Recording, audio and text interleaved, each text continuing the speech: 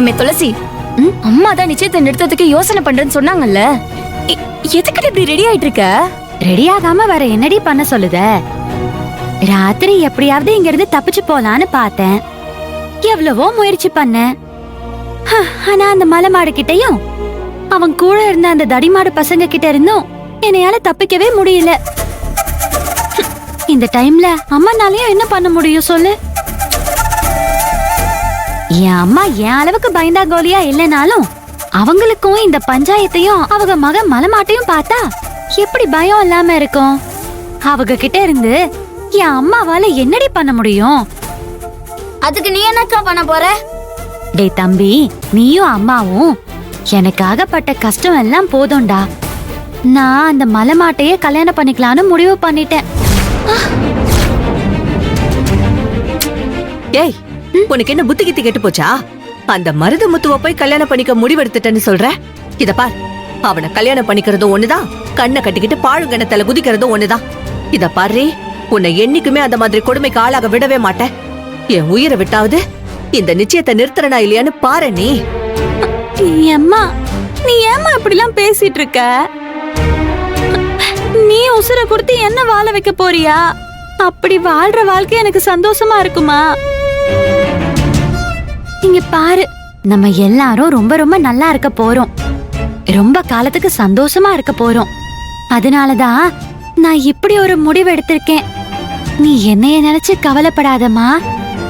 நடக்கிறதெல்லாம் நல்லதாவே நடக்கும். என்னடி இப்படி சொல்லிட்டு இருக்க? நான் என்ன சொல்ல வரேன்னா,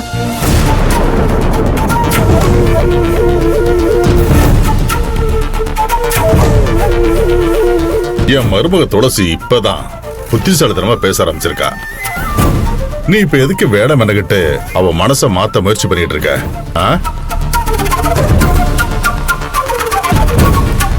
அம்மா துளசி, இப்பதான் நீ புத்திசாலி பொண்ணுன்னு நிரூபிச்சிருக்க. அத அப்படியே நீ கெட்டியா புடிச்சுக்க. இப்ப நீ எடுத்திருக்க இந்த முடிவு தான் ரொம்ப நல்ல முடிவு. இதுல இருந்து நீ மாறினா நஷ்டம் எனக்கோ என் மகனுக்கோ மட்டும் இல்ல, உன் குடும்பத்துக்கும் தான், உன் ஒட்டுமொத்த குடும்பத்துக்கும் தான். புரியுதா? புரியுது தலைவரே, புரியுது. அப்புறம் ஒரு முக்கியமான விஷயம், ஏற்கனவே ஒரு தடவை இந்த வீட்டுல நிச்சயதார்த்தம் வச்சு அது நடக்காம நின்னு போச்சு. அதுல எனக்கு ஒரு மனசு சங்கடம். அதனால இந்த தடவை என் வீட்டுல நிச்சயதார்த்தம் வச்சிருக்கேன். எல்லாரும் கிளம்புறீங்களா?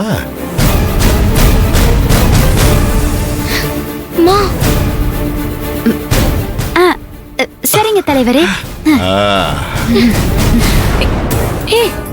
துளசி, என்ன பண்ணிட்டு இருக்க? அக்கா, விடுங்க எல்லாரும். அக்கா. துளசி,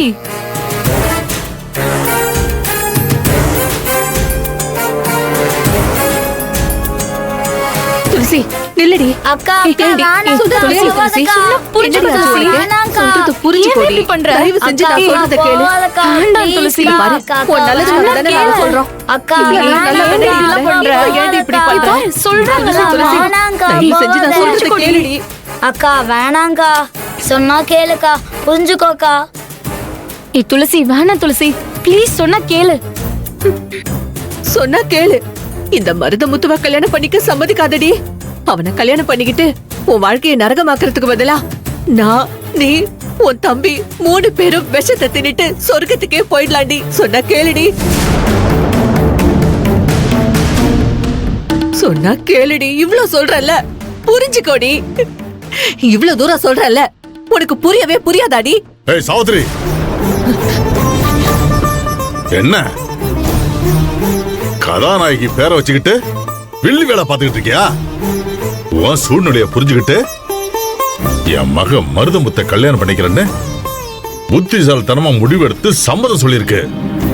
நீ என்னடா தெரிஞ்ச குட்டிய குழப்பி விடுற மாதிரி அவ மனச குழப்பி விட்டுட்டு இருக்க.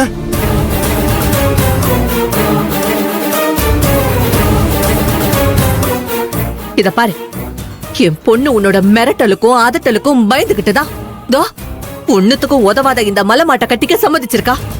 ஆனா என் பொண்ணே சம்மதிச்சாலும் சரி, நான் உயிரோட இருக்கிற வரைக்கும் இந்த கல்யாணத்தை நடக்க விட மாட்டேன்.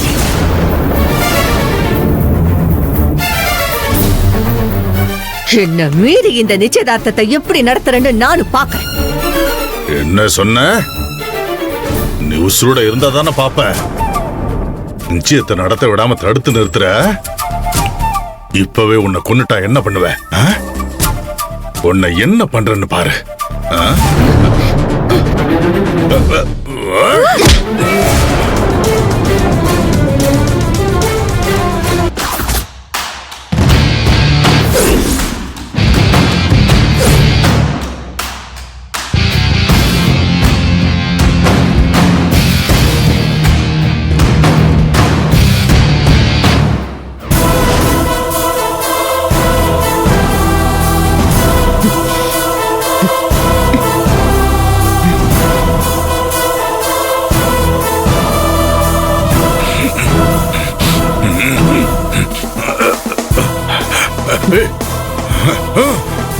துளசி, உனக்கு எம்பிட்டு திமிரு இருந்துச்சுன்னா எங்க அப்பா அடிக்க வந்த கட்டையை நீ பிடிப்ப. ஒன்ன